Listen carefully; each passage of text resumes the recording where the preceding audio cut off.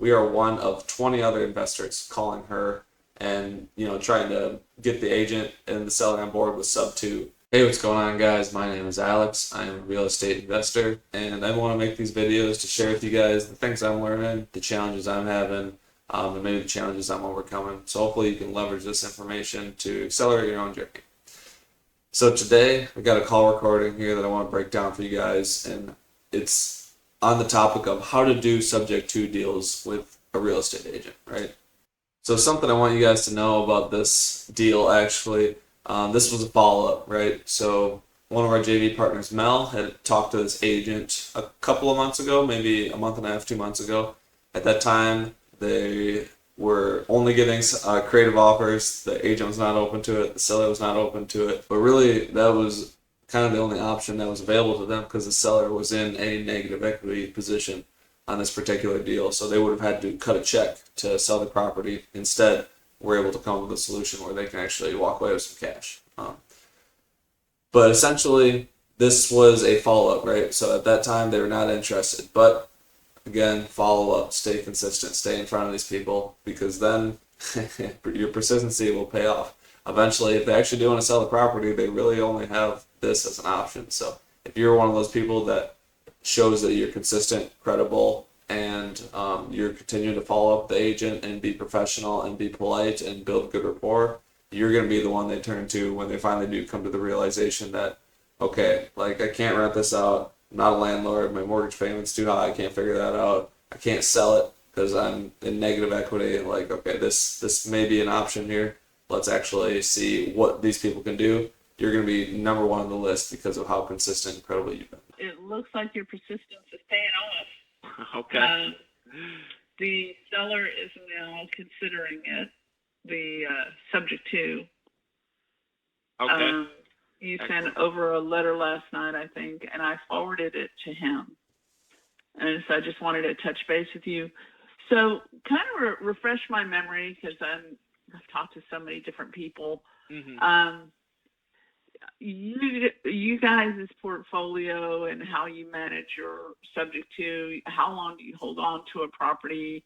When do you turn it around where it's like completely in your name? Do you ever turn around and sell it and then obviously cash out? Yeah, good question. Good question. So essentially, we always do like to just kind of set the expectation, like, hey, plan on this being in your name forever. But in reality, like, whatever, 4, 5, 6, 7 years go by, and now we have some equity in that property. We're going to refinance or we're going to sell to get that equity out. Because, if we have $100K in equity sitting in a property, then, we could turn that into 3 or 4 other properties. So I do want to set the expectation saying, hey, just plan on forever. But honestly, in reality, it's average 4, 5, 6, 7 years, somewhere in there.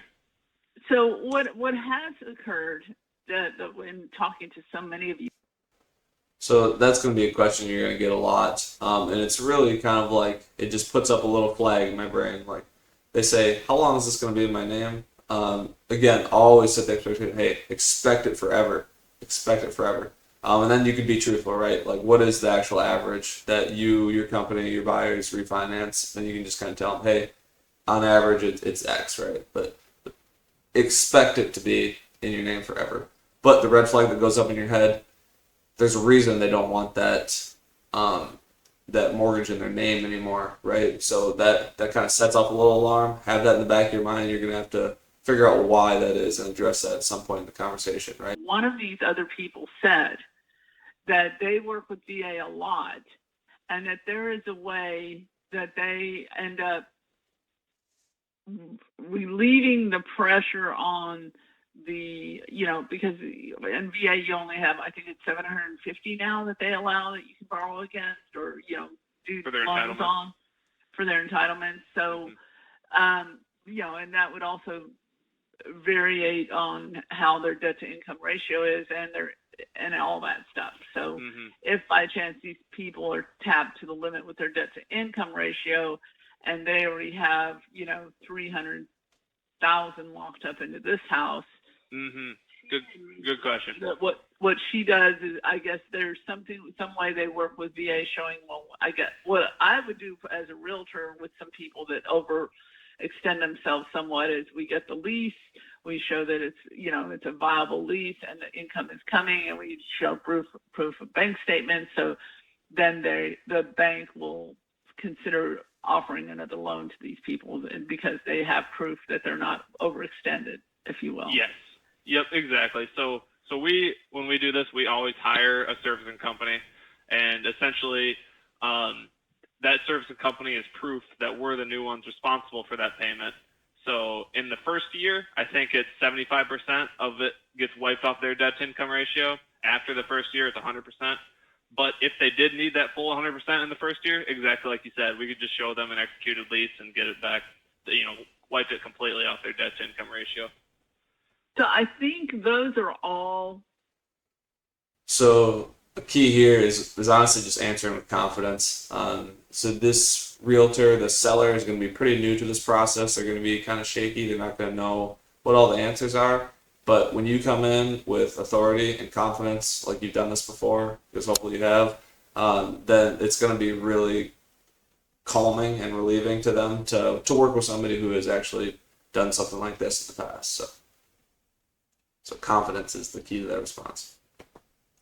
Features that he needs to hear about to get some comfort. And even though I think I understand it pretty solidly, but nonetheless, I didn't want to sell it so hard on him because he was so adamant against it. You know what I mean? Mm-hmm. Totally. And totally. So I just kind of and now he's seeing the writing on the wall that he could survive, but why would you want to be paying rent on a house that's vacant? Right. For a year till the market turns around.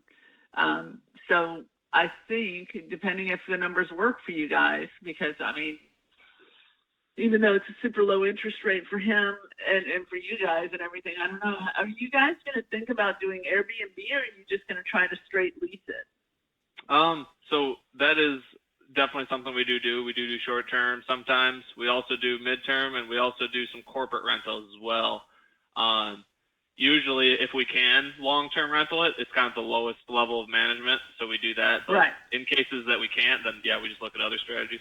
If for some reason you're in this business, but you get this house, you take over it, and then you look at the numbers and it's not yielding what you want it to yield, and you say, okay, now you can have it back, or what is it that you do? It wouldn't really make financial sense for us to do that because, we are going to come in and pay your seller whatever their equity, pay your commission, pay down payment, pay closing costs and stuff. And then on top of that, a major reason we invest in real estate is also for the tax benefits, right? The cash flow is amazing, right? And but we also get the tax benefits, the principal pay down, the appreciation, that sort of stuff. So even the if numbers we're on paper work out, okay. Yeah. So and we do have other strategies too. Like another strategy that I didn't mention that we do a lot of the times is lease with an option to buy.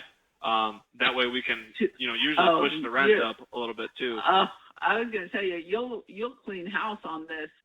So that's going to be another objection you guys are going to come into, especially when the mortgage payment is slightly higher than the rent, like she was saying.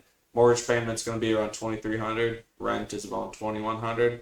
So they're going to be a little confused how you're actually going to make money here. So you want to be ready for that, right? And be honest. Like, what do you guys do? Do you do lease options? Do you do short term? Do you do midterm? Do you do corporate? But there are definitely other strategies in real estate that maybe you or your partners do. Rent by the room, sober living, assisted living. Tons of strategies in real estate to kind of crank up that cash flow. So you can just have those in your back pocket, have them ready because that's going to come. And if you're sitting there like, I don't really know how we're going to make money, then you're going to lose all your credibility.